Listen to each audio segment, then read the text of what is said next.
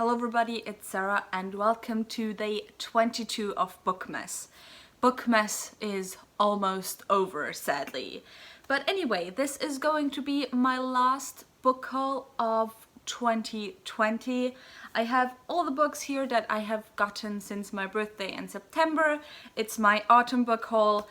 But I decided to do it now and not before Christmas because if I get any books for Christmas, which is a big if, I usually don't get any books for Christmas, I will do an extra Christmas book haul. And so yeah, this is it. This is my last book haul of 2020 and let's quickly go through them. This is not the order in which I got them. I just piled all of the books here next to me. And yeah, let's get into it. Also, something interesting we might find out in this book haul is whether or not I managed to read all the books I got for myself in this year and whether or not I managed to keep up with that goal. Because from all of my other book hauls, I have already read all of the books now. I hadn't when I did the book hauls, but I have done now. But obviously we have less than 10 days left of 2020, so we'll see if I have too many books left in this haul that are unread, so that I probably won't be able to finish them before the year is over. But anyway, the first book I have here is Bloody Rose by Nicholas Ames, which is the second book in the Band series. This is less a direct sequel to Kings of the Wild and more of a companion novel, and we follow a young girl who wants to join a band. And in this world, bands or mercenary bands are kind of the rock stars of this world. They're very celebrated and they like fight monsters in arenas and stuff.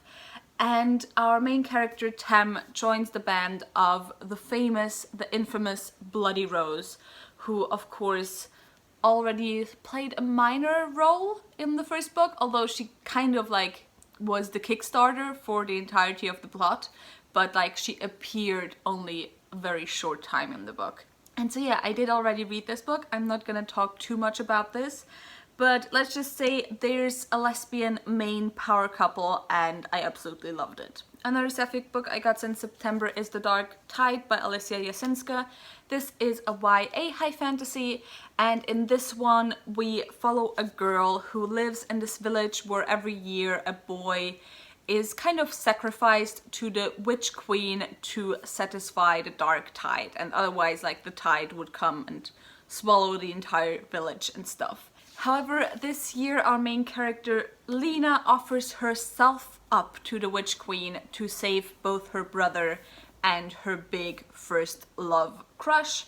And there might be some enemies to lovers involved with the Witch Queen. I have also already read this, but I will talk more on my thoughts in my final 2020 wrap-up. Another book I have also already read is Black Sun by Rebecca Roanhorse, which is the first book in the Between Earth and Sky series, which is a pre-Columbian inspired epic fantasy series. And this book is too complicated to explain like concisely and shortly for a book haul. But I will have a review of this up soon, I think in a week-ish. So if you're interested in my thoughts, stick around and then check out the review of Black Sun. But spoiler, I really loved it. A book I do already have a review for is The Burning God by R.F. Kuang, which was the third book in the Poppy War series. The Poppy War series follows Fang Dunin, who is a war orphan, and at the beginning of the first book she is trying to get into this prestigious military academy, and yeah, she of course manages to get in because she's the main character. I don't think that's a spoiler because it happens at the very beginning of the book. And yeah, from then on we follow Rin in the following year or so, or years, as she goes through some changes, as she does some questionable things and so on. And as I said, I do have a review of this, which I will leave a link down below and up there, so if you're interested, go and check it out. I also have a spoiler-filled vlog if you're interested in more of my spoilery thoughts that I had while reading this. Then I have another first book in a series that I got, and that is The Boneshot Daughter by Andrea Stewart. By the way, this as well as Black Sun were two books that I read for my book club of Queens, Witches and Valkyries, and that book club is all about shining a light, focusing on adult high fantasy books that are written by women, because of course there's a lot of people who think women don't write adult high fantasy, and that's just absolute bullshit. And so I created my book club. All the links to that book club are down below, and the announcement video I will link up there as well. And so this was one of the reads for the book club. I think January 2020 is probably gonna be the Sword of Kaigen. That book is probably gonna be the buddy read, is what I meant to say. But yeah, I also have a review for this book because I have a review for every single one of the books that we read, or that I read for that book club. Let's change it up a little bit. Next I have a short story collection, which is The Canterville Ghost, The Happy Prince and Other Stories by Oscar Wilde.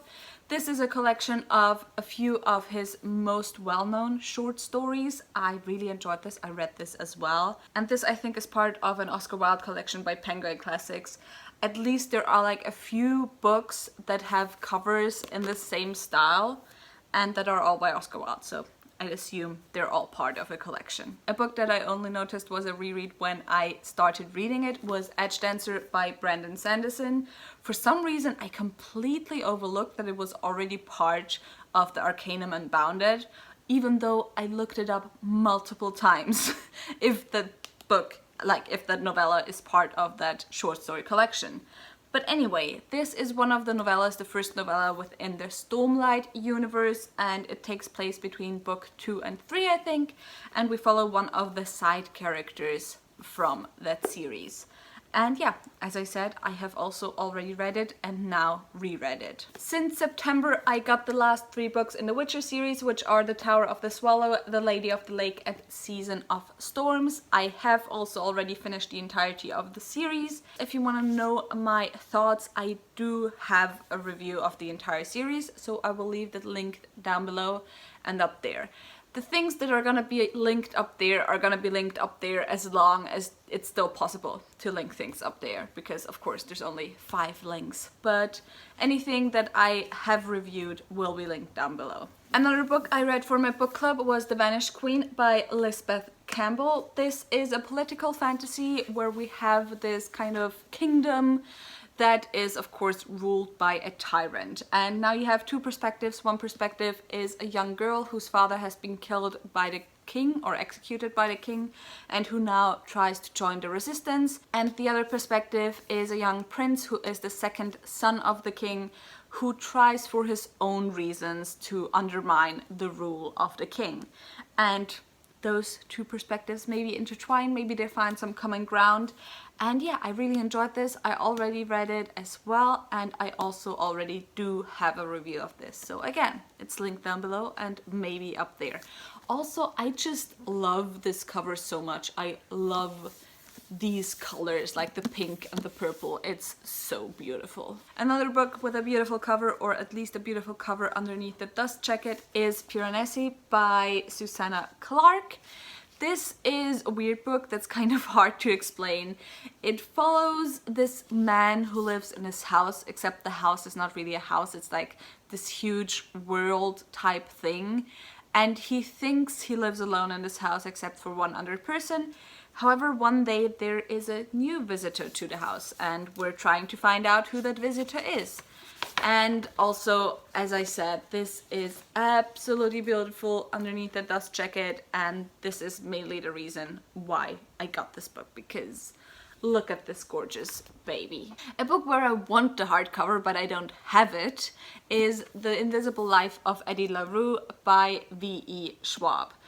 This standalone, follows Eddie, who one day makes a deal with like a devil type entity to live forever. And like the part that everyone knows is that like kind of the price she pays for that is that everyone forgets her. However, I don't think that is accurate, and I don't think that is interesting enough. Like, it's interesting enough on its own, but like the real thing that her price is so much more interesting, because the real thing that happens is that she, from that point onwards, cannot make her mark on the world anymore. What that means is she cannot break things. What that means is she cannot hurt herself or hurt others. What that means is she cannot be hurt herself as well, like physically hurt. And obviously also people always forget her. And she cannot be photographed, for example, and things like that. And I just found that concept so incredibly interesting. We basically follow her life, and then also we follow her in New York in modern times as she one day meets a young man who does seem to remember her. And we're like kind of learning what is going on. I have obviously also already read this. I absolutely loved it. Spoilers, but yeah, go and read this book. It is beautiful. Although I can also understand why some people don't like it, but like, I don't think it's an overhyped book. I think if people don't like it, it's more like this is not their style, not because the book is not good. You know what I mean, kind of? But yeah, absolutely love this book. Then I got the last book in the Mary Gentry series by Laurel K. Hamilton, which is A Shiver of Light. And I've talked about it a lot. Laurel K. Hamilton is my guilty pleasure trash author because, like, I do enjoy her books, but I don't think you can call her books good in any sense of the word. Gotta be honest. And this series is her Fae series, and we follow Mary Gentry, who is a Fae, but she's also mortal because she has some human ancestry. And she also is the niece of the queen of one of the fairy courts. Now, she has left said court a few years ago because, like, the assassination attempts got too much for her, and she was like, nope, I won't survive this. I'm like the only mortal here. Goodbye. However, she is called back one day because the queen, for her own reasons, it's too much to get into right now, but the queen decides to make a competition between her as well as her cousin, so the queen's son, and whoever gets a child first, whoever gets a baby first, is gonna get the crown. And so, you know, there's a lot of Mary Gentry fucking a bunch of pretty Fae dudes. That's the entirety of the series. I mean, there are some assassination attempts in between and, like, you know, some mystery stuff of murdered Fae or whatever, but it's just basically Mary Gentry fucking a bunch of Fae dudes. It's what it is. I got 3 more books in the Wheel of Time series by Robert Jordan. I got book 10 and 11, which are Crossroads of Twilight and Knife of Dreams, as well as the prequel New Spring. And in fact, book 11, Knife of Dreams, is the first book of this haul that I have not read yet because it only arrived today. And I do hope I can finish this before 2020 is over, but it's also 800 pages. I have like 9 days left. I don't know if I can do it, but I'm gonna try my best. Then I have Send Me Their Souls by Sarah Wolf, which is the 3rd book in the Bring Me Their Heart series. In this series we follow Sarah, who is a heartless. What that means is that her heart is held by a witch, and that witch potentially could command her to do anything she wants. Now Sarah is sent to the capital of the humans to, like, literally steal the heart of the prince, so that the witches might have a pawn in the form of the heartless prince in the maybe upcoming war between witches and humans. And yeah, I also did already finish this book. Of course, my storage was once again full, so I'm sorry if the frame is different. Oh my god, I'm so happy I'm gonna get a camera for Christmas so that I can film more than 1.5 videos before my storage is full. But anyway, the next book is The Dark Archive by Genevieve Cogman, which is the 7th book in the Invisible Library series. I don't have a specific review for this one, even though I have already read it, but I do have a series review for the first 6 books, because this one wasn't published yet when I did that review. But this series follows Irene Winters, who is a librarian spy. What that means is that she is part of the Invisible Library, and she goes to different alternate Earths or universes stealing unique books. And yeah, so we follow her, and the series is quite fun, not gonna lie. Next I have The Camelot Betrayal by Kirsten White, which is the 2nd book in the Camelot Rising series. This is a YA Arthurian retelling, and we follow Guinevere, or we think she's Guinevere, but she might actually be some type of changeling, as she goes to Camelot to protect Arthur from evil. And yeah, I think I've already said that I've already read this. and I did enjoy it as well. Next, I have How the King of Elfheim Learned to Hate Stories by Holly Black. This is a short story collection that's connected to the Folk of the Air series by Holly Black, and I have also already read this one. The second book so far that I have not finished yet, although I'm already halfway through it, is The Lost Book of the White by Cassandra Clare and Wesley Chu. This is the second book in the Eldest Curses series, which is a series following Magnus and Alec from the Shadowhunters series, of course.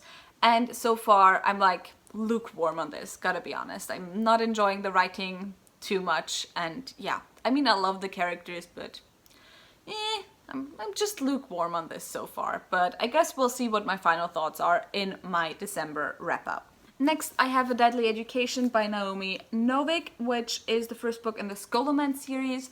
This series is kind of set in an alternate world where, like, the likelihood of you living to be an adult is 1 in 20, I think.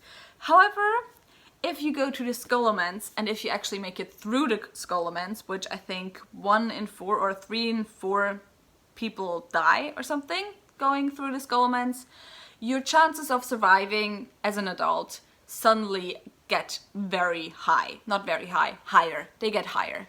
I'm so tired already. And so yeah, we follow a main character who tries to make it through the Scholomance. And that's all I gathered so far from this book about this series. Then I have Sybil's Secret by Juliette Merlier, which is the sequel to Wildwood Dancing, also by Juliette Merlier. The first book was a 12 Dancing Princesses retelling, but also including vampires and fairies. And this one is set in Istanbul, and we're on the search for a secret for a mystical artifact. And I have also already read this. Next, I have The Silvered Serpents by Rajani Chokshi. This is an urban historical fantasy series that is set at the end of the 19th century. The first book was set in Paris, this book is set in Russia, and all of the books are kind of ensemble heist stories. I mean, like, the series as a whole is an ensemble cast story following an ensemble cast, but mainly Severin, who is like trying to get back his family legacy, but all the books also include a heist story. That is what I wanted to say. So yeah, amazing cast, very diverse cast of characters, and I have also already read this one, and like, my hairs are coming loose. Yay! Then I have To Sleep in a Sea of Stars by Christopher Paolini.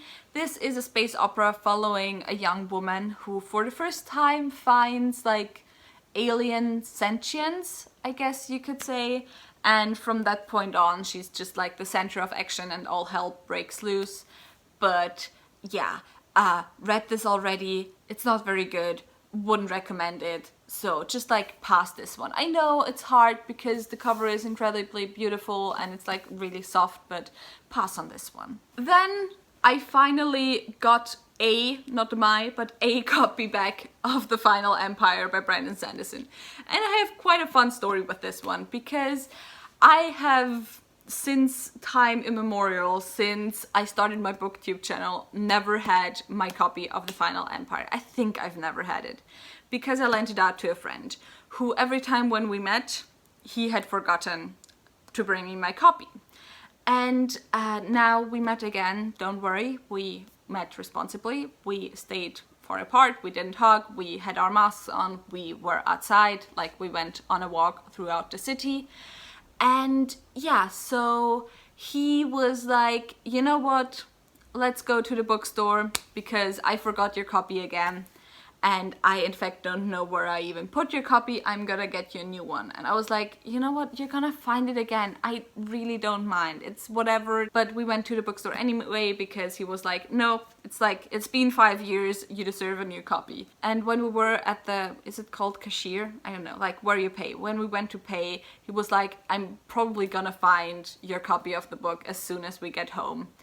And I was like, you know, you don't have to get me a new one, I really don't mind. And then he was like, no, because like it's dependent on me buying you the book now, like if I don't buy you the book I'm not gonna find it.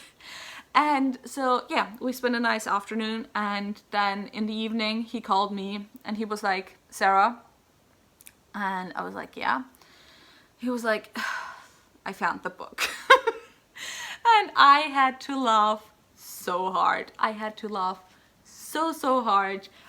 And he was like, but I owe you a new one anyway, because like there's water damage on a book. I don't know how that happened. And I was like, no, the water damage is because of me, because I took it with me to Japan, and like one rainfall, like my entire backpack soaked through with water. Everything was wet because I was there during the rainy season.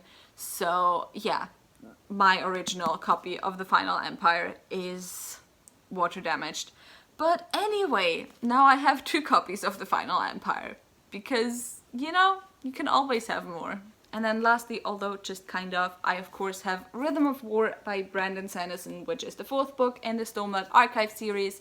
And I also do have a spoiler-free review of this, as well as 2 vlogs, because I had too many thoughts to just fit it into one vlog. It was like too long. And so I do have 2 spoiler-filled vlogs of me trying to read this chunk of a book in 24 hours. And if you want to know if I managed or not, you're just gonna have to watch those vlogs. But yeah, now that we have this last book, there's gonna be a little clip of me inserted now, because there was something very exciting that came in the mail today. So I'm sorry if I look like a mess right now. I literally just came from outside from Christmas shopping, but I came home and I saw that a little something had arrived. And it in fact arrived just in time for me to put this unboxing into my book haul, which I actually haven't filmed yet. I'm gonna film it a little bit later in the evening, but I don't want to wait even 5 more minutes to open this. So that's what I'm gonna do now, and I am so excited. I am so excited. I'm gonna do it a little bit differently. I'm just, you know, scared I'm gonna hurt. Okay, I shouldn't be able to hurt the book. There's still packaging inside. But anyway, I've been waiting for this for so long now. This is something that I got myself for both my birthday as well as to celebrate me finishing my bachelor's degree finally. And you know, I've had to wait 3 months since ordering this, because of course the book wasn't out yet. And then of course it's not that fast for something, especially now, to ship from the US to Austria. And oh my god. Oh my god. Oh my god. I'm sorry, I'm freaking out right now. Yeah, this, I'm so happy. I'm so happy. Okay, let's cut this open.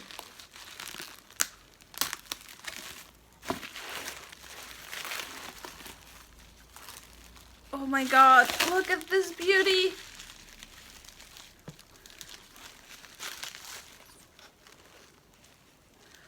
Oh my god, look at this beauty.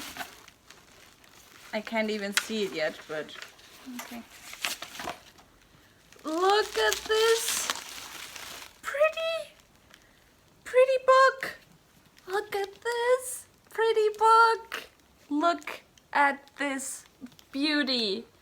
And oh my god. Oh my god. It's so gorgeous. I mean, I'm sorry, but this purple is just literally the most gorgeous cover you could ever, like, not cover, color, you could ever have in a hardback. And signed! Oh my god, I am so happy. I have this. I have no clue where I'm supposed to put this. Ooh, also the pages feel really nice and high quality paper. Like, these pages are really nice. Also, they're floppy. I mean, I have never seen a floppy hardback, but if there is a floppy hardback, it's definitely this one. Yeah, anyway, that is it for this unboxing, I guess. I am so happy with this. I am now gonna find a way to put it up somewhere, to find a special place for this, because oh my god, I am so happy. So happy. But yeah, now back to not old Sarah in this case, but you know, young Sarah. Oh my god. Also the end papers.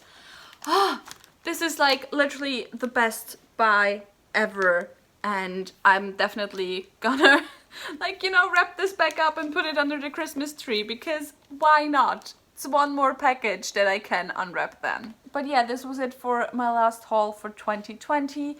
If you enjoyed this video, maybe think about giving me a thumbs up and also maybe subscribing. All the links to my social media are in the description box down below, so go and check those out. All the links to my book club, again, are also in the description box down below, so go and check those out again. As well. Not again, as well. And yeah, I hope I'll see you soon. Bye!